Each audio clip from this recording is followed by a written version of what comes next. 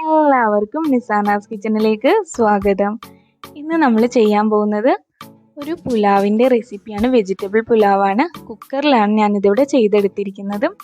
വളരെ പെട്ടെന്ന് നല്ല ടേസ്റ്റിൽ തയ്യാറാക്കി എടുക്കാവുന്നതേ ഉള്ളൂ. വീഡിയോ സ്കിപ്പ് ചെയ്യാതെ ഫുള്ളായിട്ടും കാണുക. അപ്പോൾ ഇത് തയ്യാറാക്കാനായിട്ട് ആദ്യമേ തന്നെ നമുക്കൊന്ന് അരി കുതിർക്കാൻ വെക്കണം. അരമണിക്കൂറോളം കുതിർത്ത് വെച്ചിട്ടതിന് ശേഷമാണ് നമ്മളിവിടെ ചോറ് ശരിയാക്കുന്നത്. ഒരു അരമണിക്കൂറോളം കഴിഞ്ഞിട്ടുണ്ട്. ഞാൻ ഈ സമയത്ത് നമ്മൾ കുതിർത്താനിട്ട അരി അവിടെ ഊറ്റി വെച്ചിട്ടുണ്ട് വെള്ളം കളയാനായിട്ട്. ഇതിലേക്ക് ഒരു പീസ് ബട്ടർ ഇട്ട് കൊടുത്തിട്ടുണ്ട്. പിന്നെ കുറച്ച് സൺഫ്ലവർ ഓയിൽ കൂടെ ചേർത്ത് കൊടുക്കുന്നുണ്ട്. നിങ്ങൾക്ക് ഇഷ്ടമുള്ള റിഫൈൻഡ് ഓയിൽ യൂസ് ചെയ്യാവുന്നതാണ്. വെളിച്ചെണ്ണ ഉപയോഗിക്കരുത്. വെളിച്ചെണ്ണ ഉപയോഗിച്ച് കഴിഞ്ഞാൽ ആ പുലാവിൻ്റെ ടേസ്റ്റ് കിട്ടില്ല. ഇനി ഇതിലേക്ക് ഒരു പീസ് പട്ടയും 2 ഏലക്കായും 1 ഗ്രാമ്പും കൂടെ ഇട്ട് കൊടുക്കാം. ഒരുപാട് സ്പൈസസ് ഒന്നും ഇട്ട് കൊടുക്കേണ്ട ആവശ്യമില്ല. ഞാനിപ്പോൾ 1 കപ്പ് റൈസിലേക്കുള്ളതാണ് ഇവിടെ കാണിക്കുന്നത്.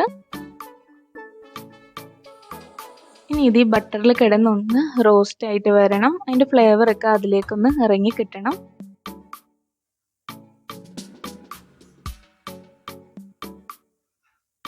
ഇനി ഇതിലേക്ക് നമുക്ക് വെജിറ്റബിൾസ് ഇട്ട് കൊടുക്കാം.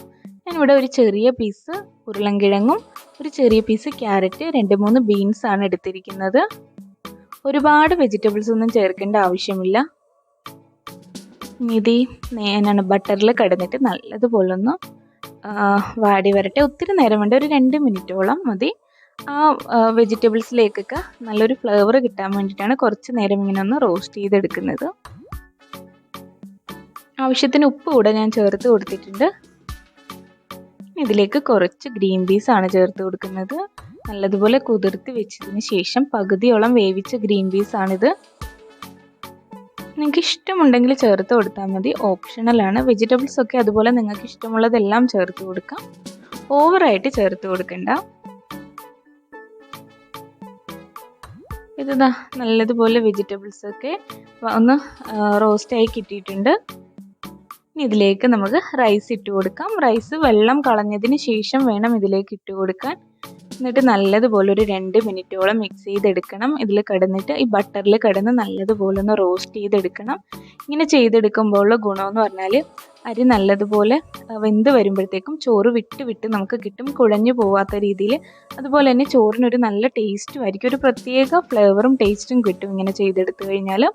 ഈ സമയത്ത് ഞാനിവിടെ വെള്ളം തിളപ്പിക്കാൻ വെച്ചിട്ടുണ്ട്.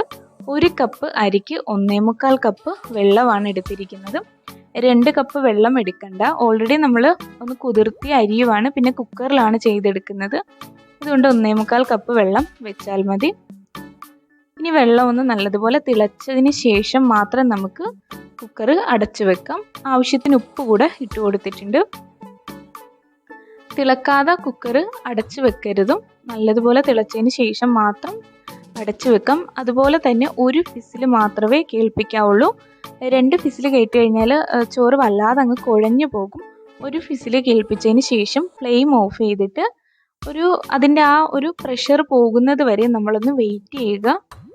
കംപ്ലീറ്റ് പ്രഷറും പോയതിന് ശേഷം മാത്രം കുക്കർ തുറന്നാൽ മതി. അപ്പോൾ കറക്റ്റായിട്ട് ചോറ് വെന്ത് നല്ല പെർഫെക്റ്റ് ആയിട്ട് നമുക്ക് കിട്ടും.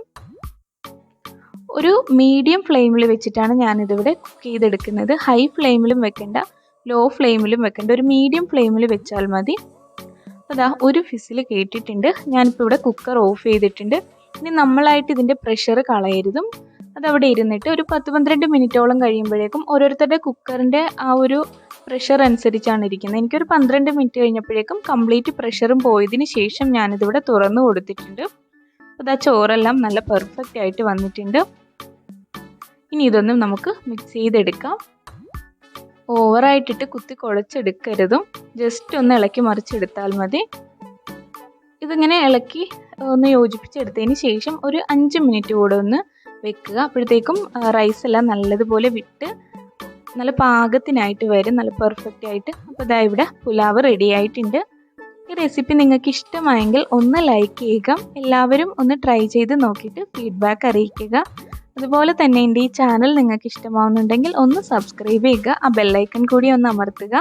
അപ്പോൾ മറ്റൊരു എപ്പിസോഡിൽ നല്ലൊരു റെസിപ്പിയുമായി നമുക്ക് വീണ്ടും കാണാം. Okay, bye, thank U.